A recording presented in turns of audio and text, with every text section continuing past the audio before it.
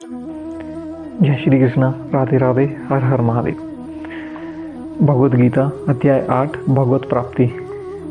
अर्जुन भगवान श्री कृष्ण से पूछते हैं कि तद ब्रह्मा किम मध्यातम किमम क्रम पुरुषोत्तम अधिभूतम चैकी प्रोक्तम अधिदेवम किम मच्युयते। अर्जुन ने कहा, हे भगवान, हे पुरुषोत्तम, ब्रह्मा क्या है, आत्मा क्या है, सह काम क्रम क्या है, यह भौतिक जगत क्या है तथा देवता क्या है, कृपया करके ये सब मुझे बताइए। अर्जुन ने परमेश्वर को पुरुषोत्तम तथा परम पुरुष कहकर संबोधित किया, जिसका अर्थ यह होता है कि वह ये सारे प्रश्न अपने एक मित्र से नहीं अपितु परम पुरुष से उन्हें परम प्रमाण मानकर पूछ रहा है, जो निश्चित उत्तर दे सकते हैं।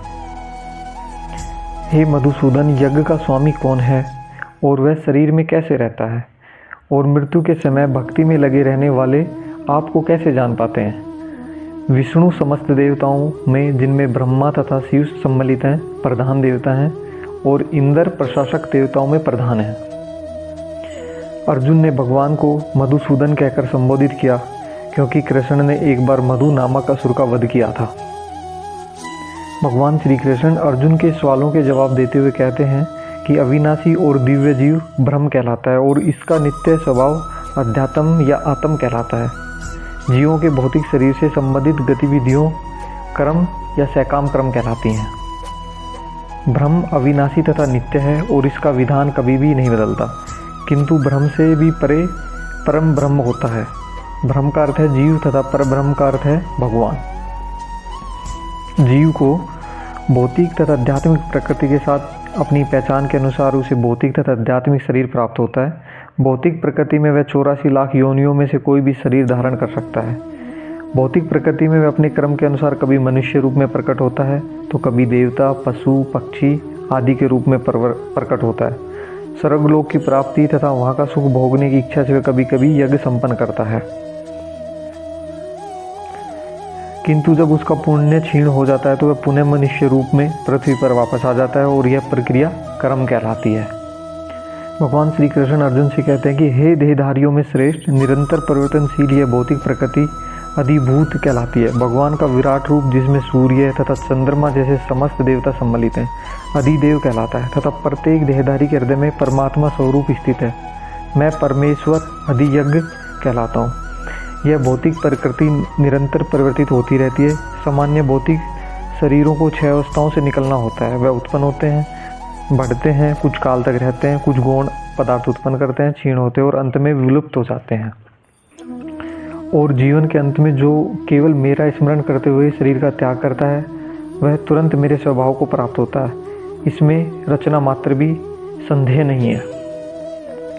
हे कुंती पुत्र, शरीर त्यागते समय मनुष्य जिस जिस भाव को स्मरण करता है वह उस भाव को निश्चित रूप से प्राप्त होता है। महापुरुष होते हुए भी महाराज भरत ने मृत्यु के समय एक हिरण का चिंतन किया, अतः वह अगले जीवन में एक हिरण के शरीर में उनका देहांतरण हुआ। निसंदेह मनुष्य के जीवन भर के विचार संचित होकर मृत्यु के समय उसके विचारों को प्रभावित करते हैं, अतः इस जीवन में उसका अगला जीवन बनता है। तस्मात् सर्वेषु कालेषु मामनुस्मर युद्ध च मध्यर्पित मनोबुद्धि मार्मे वेश्य संसमय।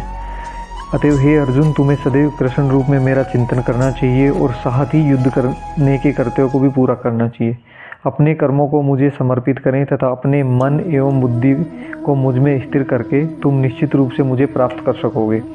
अर्जुन को दिया गया यह उपदेश भौतिक कार्यों में व्यस्त रहने वाले समस्त व्यक्तियों के लिए बड़ा महत्वपूर्ण है।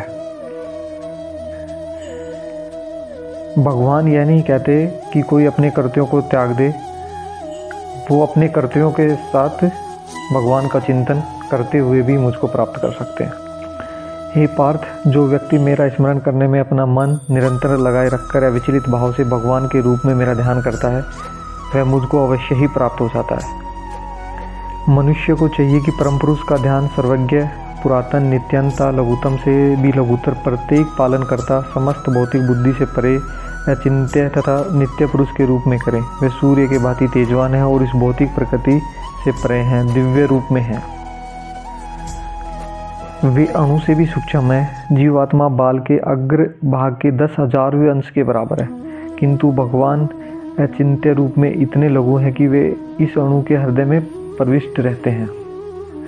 मृत्यु के समय जो व्यक्ति अपने प्राणों को बाहों के मध्य स्थित कर लेता है और योग शक्ति के द्वारा अविचलित मन से पूर्ण भक्ति के समय परमेश्वर के स्मरण में अपने को लगाता है, वह निश्चित रूप से भगवान को प्राप्त होता है। इस प्रकार भगवत गीता अध्याय 8 भगवत प्राप्ति के 10 श्लोक समाप्त हुए। जय श्री कृष्णा। राधे राधे। हर हर महादेव।